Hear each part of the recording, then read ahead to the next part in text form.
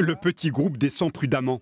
L'endroit est escarpé, mais il n'a pas été choisi par hasard. En 2019, ici même, dans le massif des Monts d'Ambazac, 50 hectares de forêt ont brûlé. 3 ans après cet incendie, des traces sont encore visibles, comme des marqueurs qui rappellent que le danger est toujours bien réel. Comment peut-on prévenir les incendies ici? Je dirais que pour bien surveiller cette forêt, une caméra suffit. Avec les pompiers de l'urgence internationale, l'expert du projet européen, baptisé Sylvanus, présente ses préconisations, des capteurs au sol, des caméras thermiques. Sans oublier des drones directement reliés à un centre chargé d'alerter les secours. Ce genre de drone Phantom 4 pour faire de la cartographie et de la modélisation 3D. Et ce genre de drone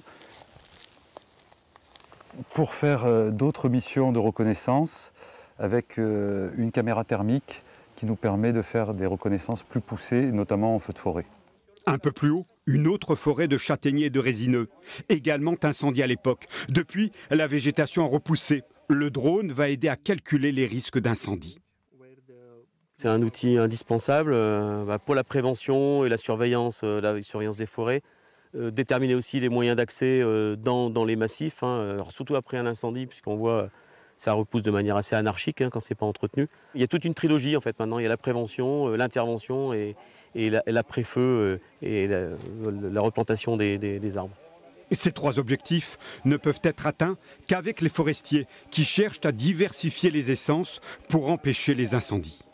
La prise en compte du risque incendie va se faire au travers des travaux d'entretien, pour diminuer finalement le volume de végétation accompagnatrice qui, elle, serait finalement plus inflammable. Mais les acteurs de la forêt, ce sont aussi les riverains.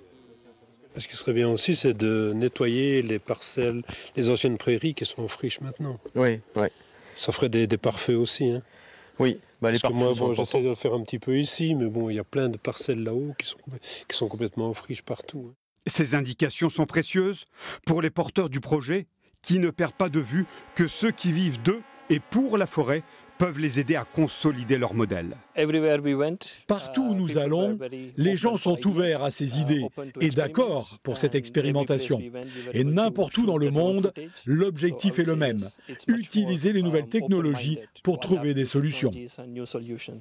D'ici quelques mois, Sylvanus commencera à être expérimenté aux 4 coins de la planète, en Indonésie, au Brésil, en Australie, mais aussi en France, plus précisément dans ces monts d'Ambazac, encore préservés, mais qui en juin 2023 feront l'objet d'un test grandeur nature, un méga feu virtuel.